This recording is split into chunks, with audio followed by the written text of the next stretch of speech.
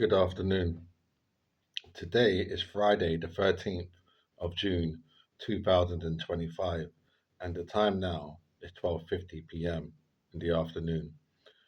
My name is Honest John, or the Crooked Wyndham, or the Rugged Miller, or Egan, or Marsh, and I'm a boxer, prizefighter, pugilist. Human Rights Act 1998. Schedule 1, the Articles. Part 1, the Convention, Rights and Freedoms. Article 2, Right to life. 1. Everyone's right to life shall be protected by law. No one shall be deprived of his life intentionally, save in the execution of a sentence of a court following his conviction of a crime for which this penalty is provided by law. 2. Deprivation of life shall not be regarded as inflicted in contravention of this article when it results from the use of force, which is no more than absolutely necessary. A. In defense of a person from unlawful violence. B. In order to effect a lawful arrest or to prevent the escape of a person lawfully detained. C. In action lawfully taken for the purpose of quelling a riot or insurrection. Article 3.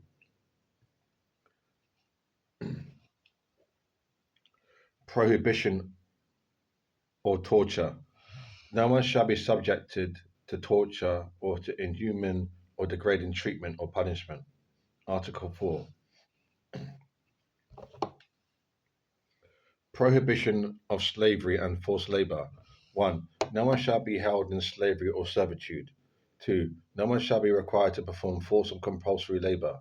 3. For the purpose of this article, the term forced or compulsory labor shall not include a. Any work required to be done in the ordinary course of detection of detention. Sorry. A. Any work required to be done in the ordinary course of detention imposed according to the provisions of Article 5 of this Convention, or during conditional release from such detention. B. Any service of a military character, or in case of conscientious objectors in countries where they are recognized, service exacted instead of compulsory military service. C. Any service exacted in case of an emergency or calamity threatening the life or well-being of the community. D. Any work or service which forms part of normal civic obligations. Article 5. Right to liberty and security. 1. Everyone has the right to liberty and security of person. No one shall be deprived of his liberty save in the following cases and in accordance with the procedure prescribed by law. A. The lawful detention of a person after conviction by a competent court. B. The lawful arrest or detention of a person by B. The lawful arrest or detention of a person for non-compliance with the lawful order of a court or in order to secure the fulfillment of any obligation prescribed by law. C. The lawful arrest or detention of a person effective for the purpose of bringing him before the competent legal authority on reasonable suspicion of having committed an offence, or when it is reasonably considered necessary to prevent him or when it is reasonably considered necessary to prevent his committing an offence or fleeing or or when it is reasonably considered necessary to prevent his committing an offence or fleeing after having done so. D. The detention of a minor by lawful order for the purpose of educational supervision, or his lawful detention for the purpose of bringing him before the competent legal authority. E. The lawful detention of persons for the prevention of the spreading of infectious diseases of persons or persons. E. The lawful detention of persons for the prevention of the spreading of infectious diseases of persons of unsound mind, alcoholics or drug addicts or vagrants. F. The lawful arrest or detention of a person to prevent his effecting an unauthorized entry into the country or of a person against whom action is being taken with a view to deportation or extradition. 2. Everyone who is arrested shall be informed promptly in a language which he understands of the reasons for his arrest and of any charge against him. 3.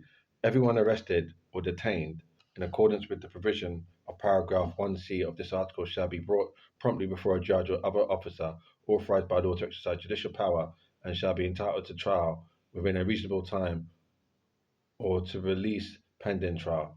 Release may be conditioned by guarantees to appear for trial. 4. Everyone who is deprived of his liberty by arrest or detention shall be entitled to take proceedings by which the lawfulness of his detention shall be decided speedily by a court, and his release ordered if the detention is not lawful. 5. Everyone who has been the victim of arrest or detention in contravention of the provisions of this article shall have an enforceable right to compensation. Article 6. Right to a fair trial. 1. In the determination of his civil rights and obligations or of any criminal charge against him, everyone is entitled to a fair and public hearing within a reasonable time by an independent and impartial tribunal established by law. Judgment shall be pronounced publicly by the press, and public may be excluded from all or part of the trial in the interest of morals, public order, or national security in a democratic society, where the interest of juveniles or the protection of the private life of the party so require, so to the extent strictly necessary in the opinion of the court, in special circumstances where publicity would prejudice the interest of justice. 2. Everyone charged with a criminal offence shall be presumed innocent until proved guilty according to law. 3. Everyone charged with a criminal offence has the following minimum rights. A. To be informed promptly in a language which he understands and in detail of the nature and cause of the accusation against him. B. To have adequate time and facilities for the preparation of his defence. C. To defend himself in person or through legal assistance of his own choosing, or if he has not sufficient means to pay for legal assistance, or be given it free where the interest of justice so require.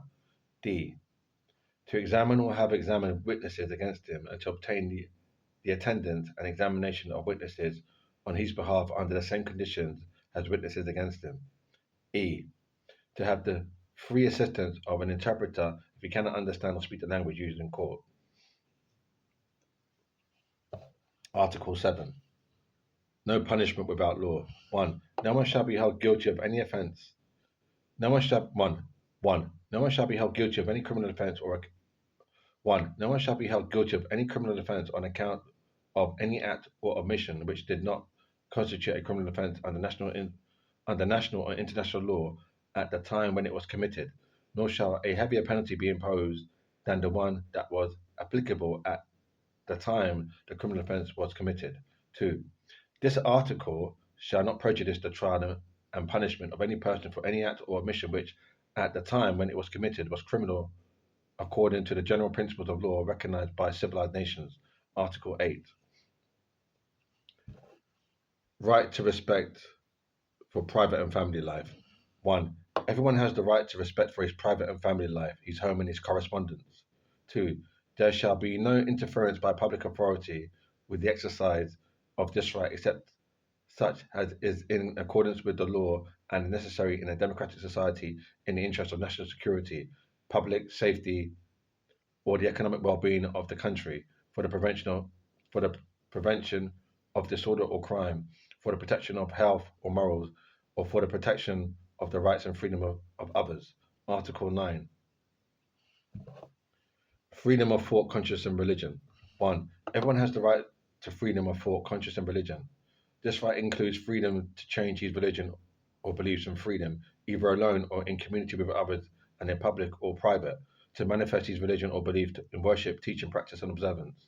2. Freedom to manifest one's religion or beliefs shall be subject only to such limitations as are prescribed by law and are necessary in a democratic society in the interest of public safety, for the protection of public order, health, or morals, or for the protection of the rights and freedom of others. Article 10. Freedom of expression. 1. Everyone has the right to freedom of expression. This right shall include freedom to hold opinions and to receive and impart information and ideas without interference by public authority and regardless of frontiers. This article shall not prevent states from requiring the licensing of broadcasting television or cinema enterprises. 2. The exercise of these freedoms the exercise of these freedoms, since it carries with it duties and responsibilities, may be subject to such formalities, conditions, restrictions, or penalties as are prescribed by law and are necessary in a democratic society in the interest of national security, territorial integrity, or public safety, for the prevention of disorder or crime, for the protection of health or morals, for the protection of the reputation or rights of others, for preventing the disclosure of information received in confidence, or for maintaining the authority and impartiality of the judiciary. Article 11. Freedom of assembly and association. 1. Everyone has the right to freedom of peaceful assembly and to freedom of association with others, including the right to form and to join trade unions for the protection of his interests. 2. No restrictions shall be placed on the exercise of these rights, other than such as are prescribed by law and are necessary in a democratic society in the interest of national security or public safety, for the prevention of disorder or crime, for the protection of health or morals, or for the protection of the rights and freedom of others. This article shall not prevent the imposition of lawful restrictions on the exercise of these rights by members of the armed forces, of the police, or of the administration of the state. Article 12. Right to marry. Men and women of manageable age have the right to marry and to found a family according to the national laws governing the exercise of this right. Article 14. Prohibition of discrimination. The enjoyment of the rights and freedoms set forth in this convention shall be secured without discrimination on any ground such as sex, race, color, language, religion, political or other opinion, national or social origin, association with a national minority, property, birth, or other status. Article 16. Restrictions on political activity of aliens. Nothing in Article 10, 11, and 14 shall be regarded as preventing the high contracting parties from imposing restrictions on the political activity of aliens. Article 17. Prohibition of abuse of rights. Nothing in this convention may be interpreted as implying for any state, group, or person any right to engage in any activity or perform any act aimed at the destruction of any of the rights and freedoms set forth herein, or at their limitation to a greater extent than is provided for in the convention. Article 18. Limitation on use or restrictions on rights. The restrictions permitted under this convention to the said rights and freedoms shall not be applied for any purpose other than those for which they have been prescribed. Part 2. The first protocol, Article 1. Protection of property. Every natural or legal person is entitled to the peaceful enjoyment of his possessions. No one shall be deprived of his possessions except in the public interest and subject to the conditions provided for by law and by the general principles of international law. The preceding provisions shall not, however, in any way impair the right of the state to enforce such laws as it deems necessary to control the use of property in accordance with the general interest or to secure the payment of taxes or any contributions or penalties. Article 2. Right to education.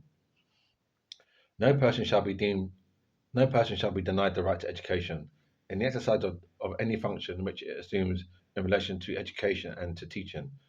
The state shall respect the right of parents to ensure such education and teaching in conformity with their own religious and philosophical convictions. Article 3.